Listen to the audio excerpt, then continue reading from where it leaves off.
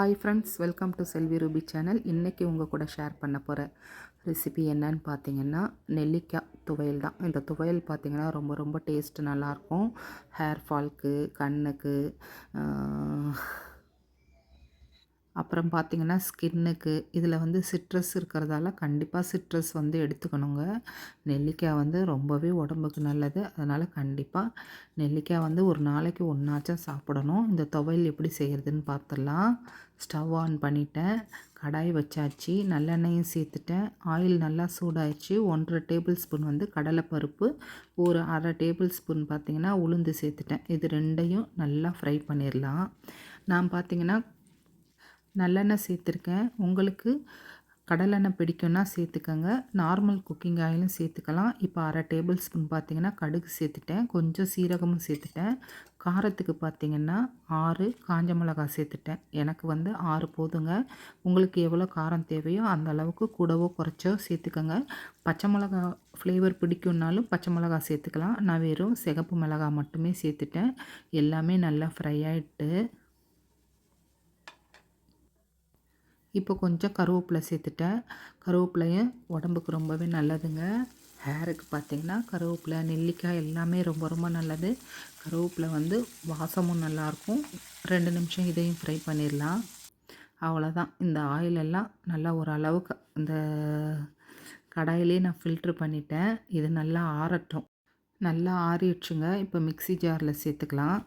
நான் அப்படியே மிக்ஸி ஜார்லேயே சேர்த்துட்டேன். ஒவ்வொரு பாத்திரமாக மாற்றாமல் நல்லா சுத்தமான மிக்ஸி ஜாரில் சேர்த்துட்டேன். இப்போ நெல்லிக்காயை நம்ம பீஸாக கட் பண்ணிக்கலாம். நெல்லிக்காய் பார்த்திங்கன்னா ரொம்பவே ஃப்ரெஷ்ஷாக இருக்குது. இந்த மாதிரி நெல்லிக்காய் கிடச்சிச்சின்னா இந்த மாதிரி துவையல் செஞ்சு பாருங்கள். இந்த லைன் வருது பார்த்திங்களா, இதில் வந்து நைஃபால் அப்படியே கீறல் போட்டோம்னா இந்த மாதிரி நல்லா நீட்டாக கட்டாகி வந்துடும். ஈஸியாக வந்து கட் பண்ணிடலாங்க. இது ஒரு சின்ன டிப்பு தான். தெரியாதவங்க வந்து இந்த மாதிரி அந்த கோடு வருது பார்த்திங்களா, அந்த இடத்துல லேசாக ஒரு கீறல் போட்டிங்கன்னா அழகாக பிரிஞ்சு வந்துடும். அதே கடாயில் நல்லெண்ணெய் இருக்குல்ல, அதில் வந்து இந்த கட் பண்ணி வச்ச நெல்லிக்காயும் சேர்த்துட்டு 5 நிமிஷம் வதக்கிட்டா போதும். நெல்லிக்காயில் வந்து தண்ணி சத்து இருக்கும்ல, அதெல்லாம் வந்து போகிற வரைக்கும் நெல்லிக்காயை வந்து எண்ணெயிலே நல்லா ஃப்ரை ஆகணுங்க. அப்படி கலர் பார்த்திங்கன்னா டோட்டலாக சேஞ்ச் ஆகி வரும். அந்த அளவுக்கு நல்லா வதக்கி கொடுத்துடலாம். இந்த மாதிரி கலர் சேஞ்ச் ஆகணும். நல்லா நெல்லிக்காயும் பார்த்திங்கன்னா ஓரளவுக்கு வெந்து வந்திருக்கு. இப்போயே சாப்பிட டேஸ்ட்டாக இருக்குங்க. இந்த ஸ்டேஜில் வந்து சாப்பிட்டா ரொம்ப டேஸ்ட்டாக இருக்கும். நானுமே கொஞ்சம் கொஞ்சம் சாப்பிட்டேன். இப்போ மிக்ஸி ஜாரில் சேர்த்த மசாலாலாம் நல்லா ஆறிடுச்சு. இதை வந்து அப்படியே கொஞ்சம் உப்பு மட்டும் சேர்த்துக்கிறேன். உப்பு வந்து சேர்க்க மறந்துட்டேங்க. இப்போ தான் உப்பு சேர்க்குறேன். உப்பும் சேர்த்துட்டு கொரன்ட்டு கோர்ஸாக அரைச்சிக்கலாம் ஃபஸ்ட்டு. ஓகேவா, நான் போய் அரைச்சிட்டு வந்துடுறேன்.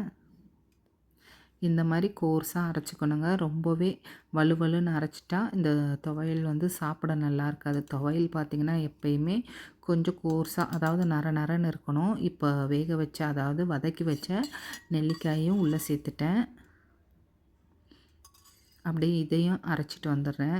தண்ணி எதுவும் சேர்க்க வேண்டாம். தண்ணி சேர்க்காமல் நல்லா இந்த மாதிரி கொரன்னு அரைச்சா போதும். தேவைப்பட்டால் கொஞ்சம் மிக்ஸி ஜார் கழுவி அந்த தண்ணி மட்டும் சேர்த்துக்கலாம் வதக்கும்போது. அவ்வளோதாங்க. எப்படி இருக்குது பார்த்திங்களா, பார்க்கும்போதே டேஸ்ட் பண்ணணும் போல் இருக்குது. நல்லா கோர்ஸாக இருக்குது, நர நரன்னு இருக்குது. இதே மாதிரி அரைச்சிக்கோங்க. அப்போ தான் துவையல் வந்து சாப்பிட நல்லாயிருக்கும். இப்போ அதே பேனில் இன்னும் கொஞ்சம் ஆயில் சேர்த்துக்கிறேன். ஆயில் நல்லா சூடாகட்டும். கொஞ்சம் கடுகு சேர்த்துக்கலாம். துவையல், ஊறுகாய் அப்படின்னாவே கொஞ்சம் வெந்தயம் சேர்த்துக்கணும். ஒரு 10 வெந்தயம் சேர்த்துட்டேன். அதுவும் பார்த்திங்கன்னா நல்லா வெடிச்சிடுச்சு. கொஞ்சம் பெருங்காயப்பொடி சேர்த்துக்கலாம். ஃப்ளேவர் வந்து நல்லாயிருக்கும். இதை அப்படியே நல்லா வதக்கி கொடுத்துருங்க. கடுகு, வெந்தயம் எல்லாம் வெடிக்கிற வாசம் பார்த்திங்கன்னா நல்லா இருக்குங்க. இப்போ நம்ம அரைச்சி வச்சுருக்க நெல்லிக்காய் பேஸ்ட்டை உள்ளே சேர்த்துக்கலாம். நெல்லிக்காய் பேஸ்ட்டை எல்லாத்தையும் உள்ளே சேர்த்துட்டு, காஞ்ச மிளகாய் போட மறந்துட்டேங்க. அதனால் இப்போ கொஞ்சம் ஒரே ஒரு 2 காஞ்ச மிளகாய் சேர்த்துக்கிறேன்.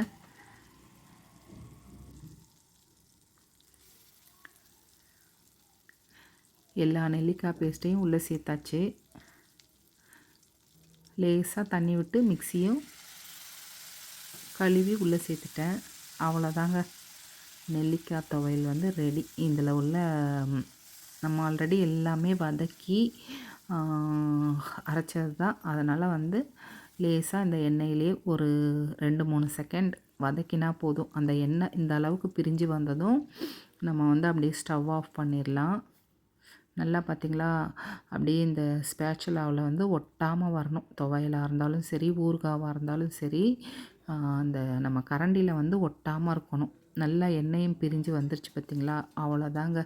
நெல்லிக்காய் துவையல் வந்து நெல்லிக்காய் துவையல், நெல்லிக்காய் பச்சடி எப்படி வேணாலும் சொல்லலாம். நெல்லிக்காயில் பார்த்திங்கன்னா நிறையவே சத்து இருக்குது. நான் டேஸ்ட்டு பண்ணி பார்க்குறேன். டேஸ்ட்டு பார்த்திங்கன்னா ரொம்ப சூப்பராக இருக்குங்க. எப்பயுமே ஃபைனலாக கொஞ்சம் இந்த துவையலுக்கெல்லாம் கொஞ்சம் லெமன் சேர்த்தா நல்லது. அதுவும் இந்த நெல்லிக்காய் துவையல் ஆறுனதுக்கப்புறமா கொஞ்சம் லெமன் மட்டும் சேர்த்துக்கிட்டேன். லெமன் ஜூஸ் சேர்த்துக்கிட்டேன். லெமன் ஜூஸ் சேர்த்துட்டு நல்லா மிக்ஸ் பண்ணியாச்சு. அவ்வளோதான். இதை அப்படியே ஒரு பவுலுக்கு மாற்றிட வேண்டியதான். நல்லா இட்லி தோசை, சாதம், தயிர் சாதம், அப்புறம் சாம்பார் சாதம் எல்லாத்துக்கூடையும் சேர்த்து சாப்பிட ரொம்பவே நல்லாயிருக்கும். சப்பாத்திக்கெல்லாம் ரொம்ப நல்லாயிருக்குங்க. எப்போ பார்த்தாலும் ஏதாவது ஒரு சைட் டிஷ் தேடிக்கிட்டே இருக்கிறதுக்கு இது ஈஸியாகவும் இருக்கும். நம்ம ஒரு வாட்டி செஞ்சு வச்சிட்டோம்னா நல்லா ஒரு 10, 15 நாளைக்கு ஸ்டோர் பண்ணி வச்சுக்கலாம். ரொம்ப ஹெல்த்தியும் கூடங்க. நெல்லிக்காய் வந்து டெய்லியுமே ஒன்று ஒன்று சாப்பிட்ணுன்னு சொல்லுவாங்க. அந்த மாதிரி சாப்பிட முடியலனாலும் இந்த மாதிரி செஞ்சு சாப்பிட்லாம். எப்படி இருக்குது பார்த்தீங்களா? பார்க்கும்போதே சாப்பிட்ணும் போல் இருக்குல்ல. இந்த நெல்லிக்காய் துவையல கண்டிப்பாக நீங்கள் செஞ்சு சாப்பிட்டு பாருங்கள். செஞ்சு சாப்பிட்டு பார்த்துட்டு கமெண்ட்டில் எப்படி இருந்துச்சுன்னு சொல்லுங்கள். அப்படியே நம்ம சேனலில் பார்த்தீங்கன்னா ஹெல்த்தியான ரெசிபி ஈஸி குக்கிங் மெத்தடில் கொடுத்துருக்கேன். ஒன்ஸ் வந்து விசிட் பண்ணி பாருங்கள். கண்டிப்பாக இந்த நெல்லிக்காய் துவையல செஞ்சு சாப்பிட்டு சொல்லுங்கள். ஓகேங்களா? அவ்வளோதான். இந்த வீடியோ பிடிச்சிருந்தா சப்ஸ்கிரைப் பண்ணுங்கள். தேங்க்ஸ் ஃபார் வாட்சிங்.